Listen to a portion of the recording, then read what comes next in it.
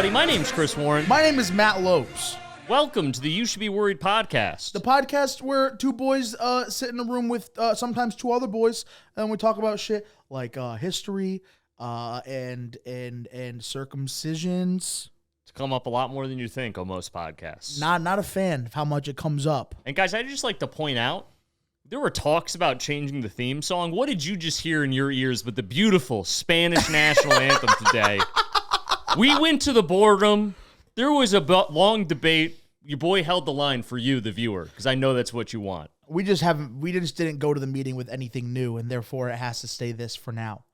Step one of Art of the Deal. Chris is let's give a quick applause to Chris Warren.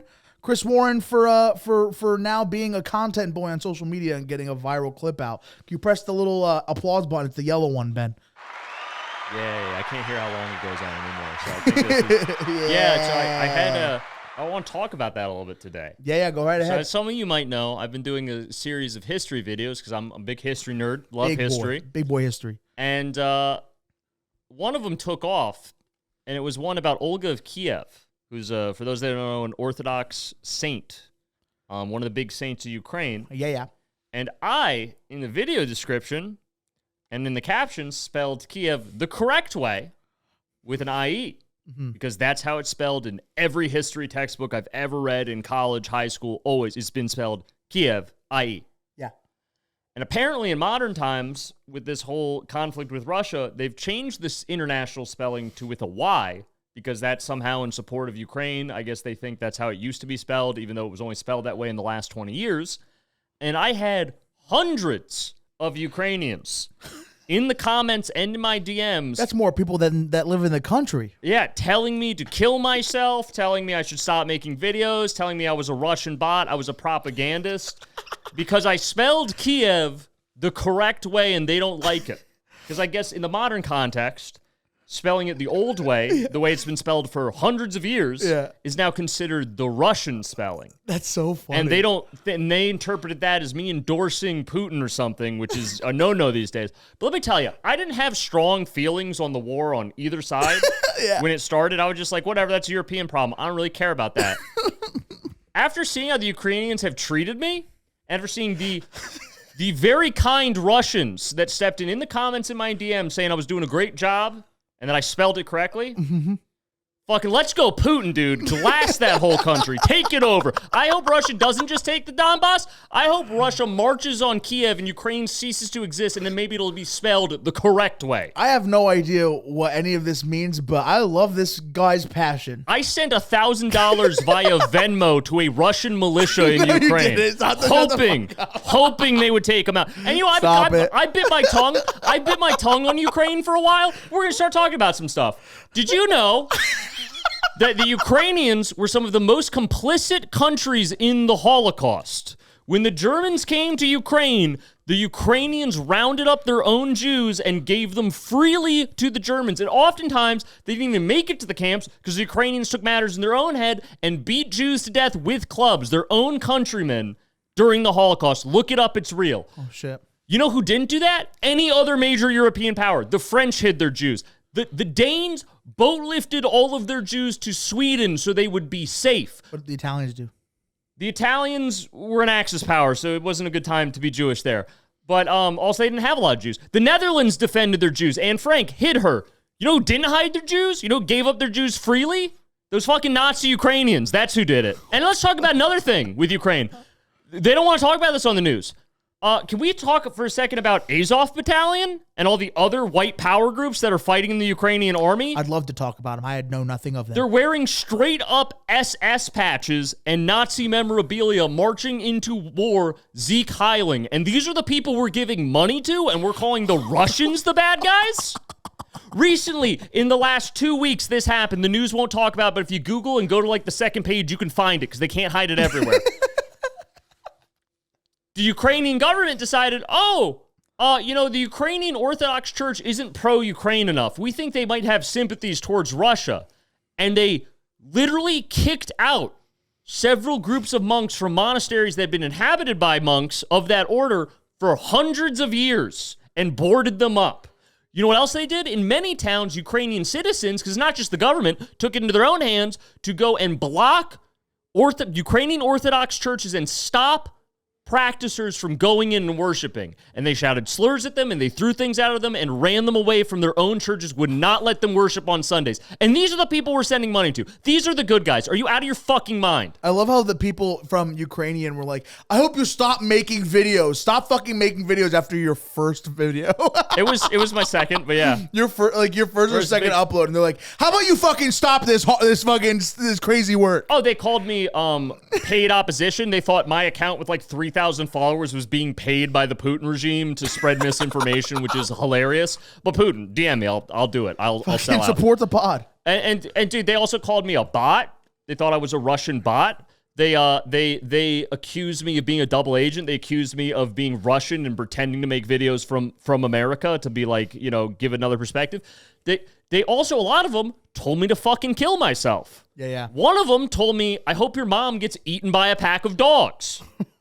So fuck you, Ukraine. Suck a dick. You're not even a real country. You didn't exist until the 1920s when you got separated from Austria-Hungary. You have not had a nationality in history until the 20s, and then you lost it promptly after World War II when the Russians took you over and put you in the Soviet Union. You as a country, collectively as a country of Ukraine, have existed for tops 50 years. Calm the fuck down. I really hope no Ukrainian gangs exist in Connecticut.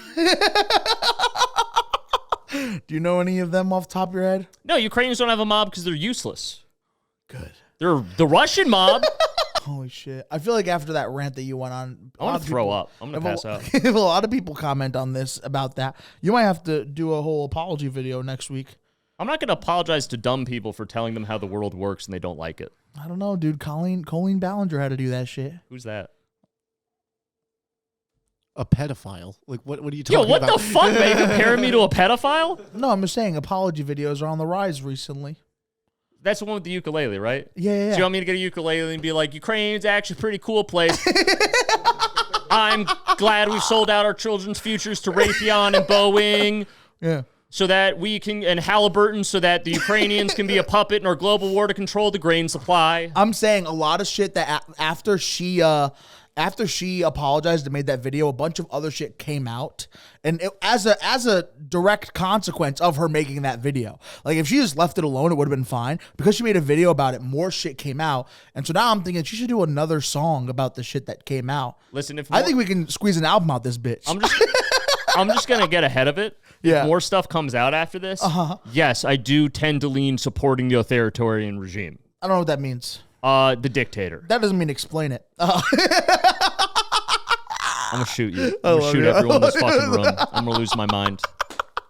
There's a reason our intro music is the national anthem from the time Spain had a dictator. Look up Francisco Franco. You'll understand. I did not know you put so much thought into our theme song like that. Yeah, Matt. See, I just thought it was a random national anthem. See, this is all. This is how this works. You're innocent and fun, so you draw people in, making them feel it's safe, and then I radicalize them. Oh no. Yeah. Guys, you have to.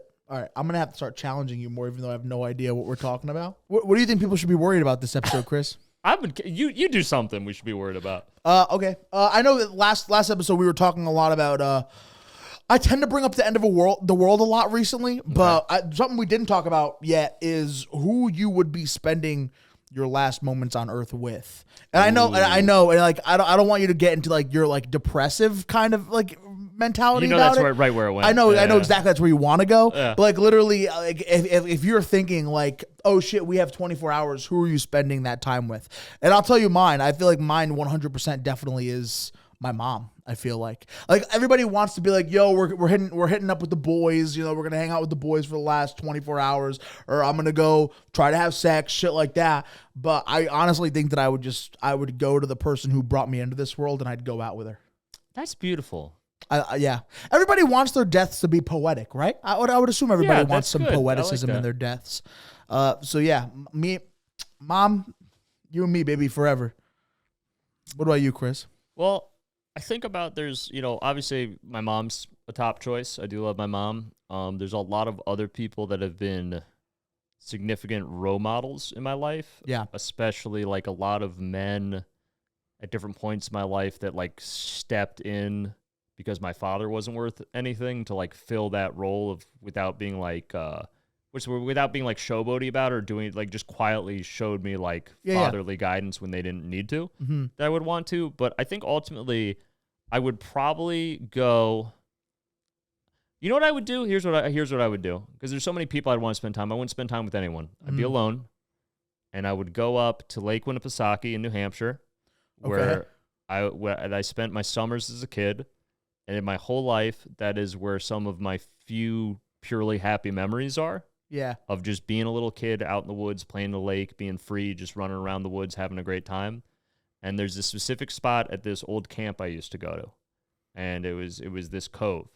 And I know exactly where it is. And I would go sit on this specific rock at that cove that I used to sit as like a little 8-year-old thinking about the adventure my life would be. Yeah. As a little kid, imagining what I would do in the world. Yeah. And I would go sit there again and reflect on what I did. For the last like couple moments? For the last couple moments and reflect and just really try to be grateful for everything I got to experience. That's nuts. Yeah. That's also what kind of sick, you know? Yeah. It's kind of dope. I went there recently, like maybe a year ago when I did a show in New Hampshire. Mm-hmm.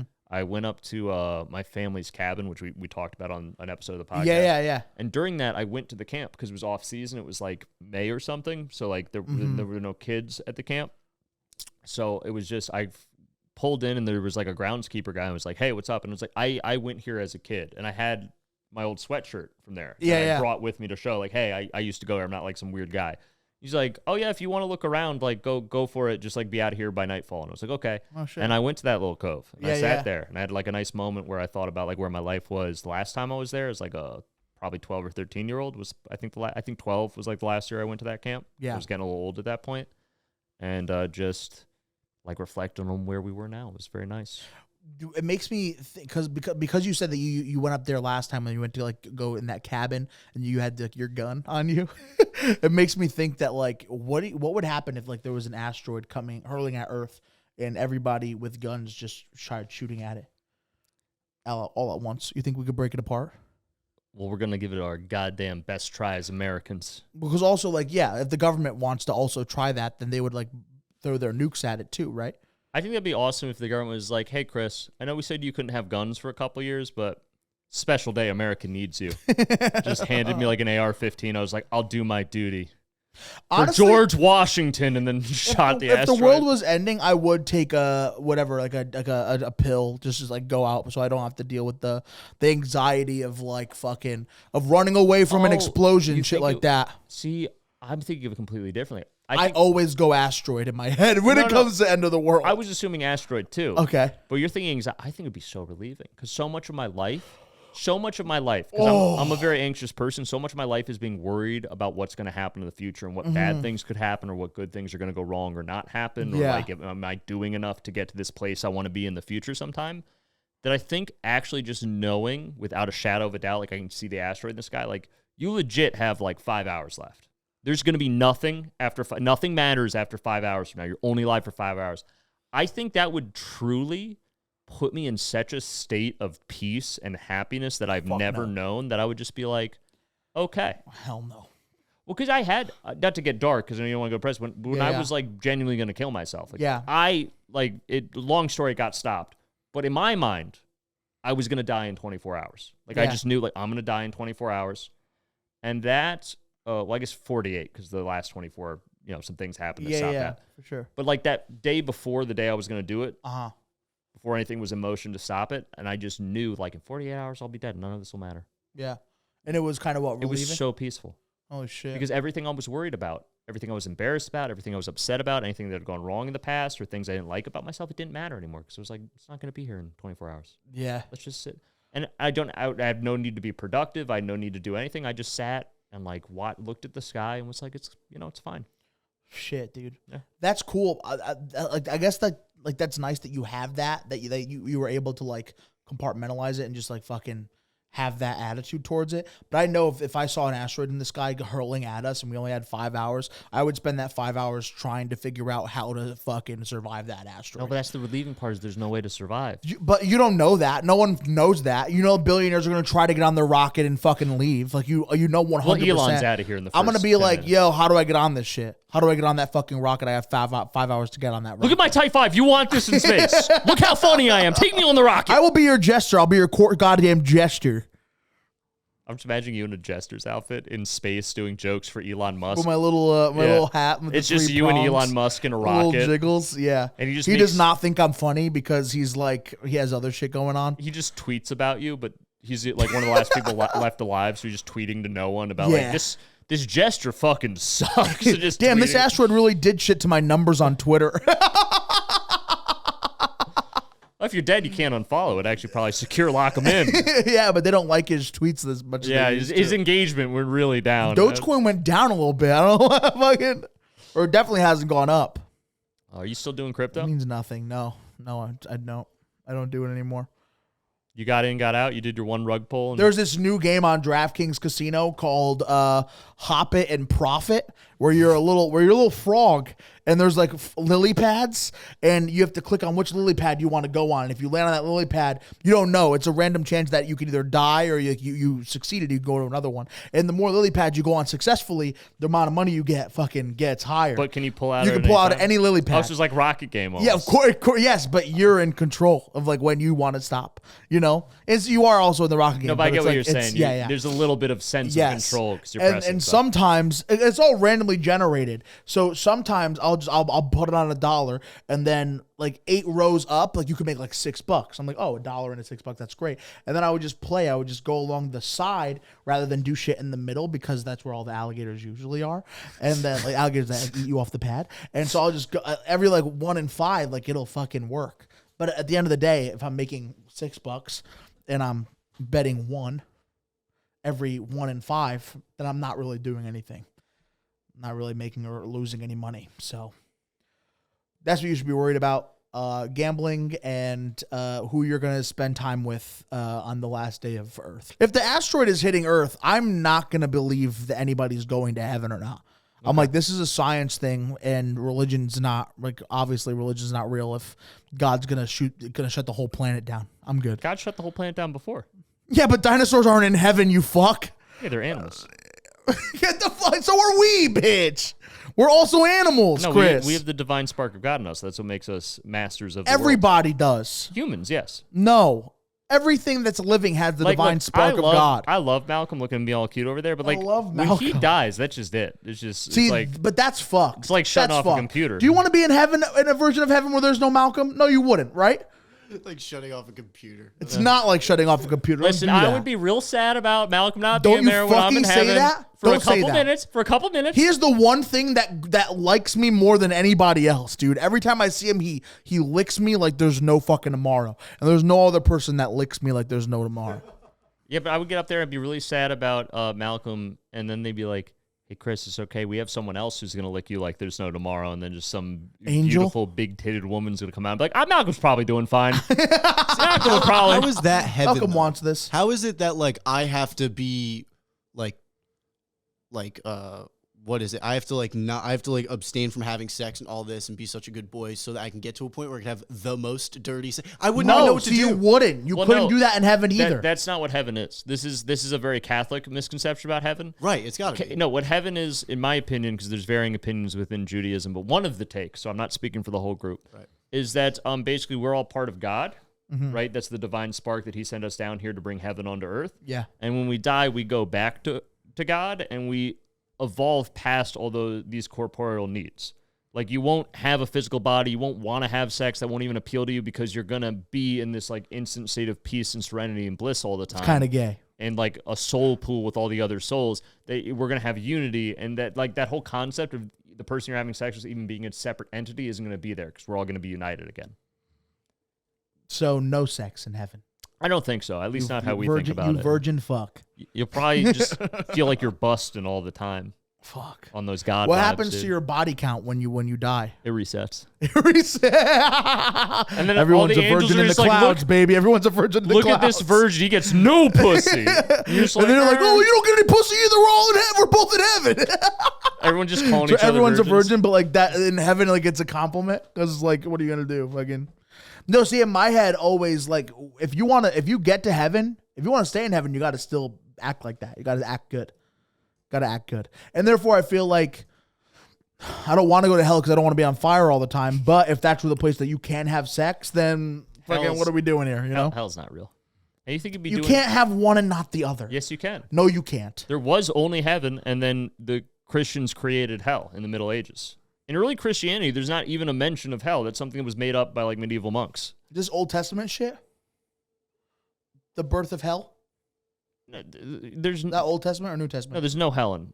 There's references to things that I guess Christians cherry pick to say is hell, but all it's described as is being so far away from God that you no longer feel His light, and that's a metaphor for you as a person living in so much sin that you don't want to be good like God wants you to, and that's misery in itself. Because if you see people that are like horrible drug addicts and criminals and doing horrible things, they're not happy people. They're living in hell now. Changing the subject a little bit, do you feel like since you believe that everything's like unified and we all go back to God or whatever, if you wanted a Malcolm in heaven, can you get that? There's not like heaven's not like a physical place like you're thinking of. Therefore, it's not real. Everything that we do nowadays that we know is real is because it's physical. Because we live in a physical world. That's why God sent us here to learn lessons. Can't learn lessons in a non-physical world? No, because it's perfect. So there's no such thing as a non-perfect, non-physical world. There's too many double negatives in there.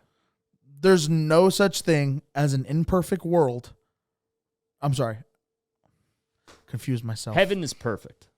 All right, guys. Thank you so much for watching the You Should Be Worried podcast. We have a show on July 21st at the Stress Factory Comedy Club in Bridgeport, Connecticut. If you want to come and see us, we are comedians and we are funny.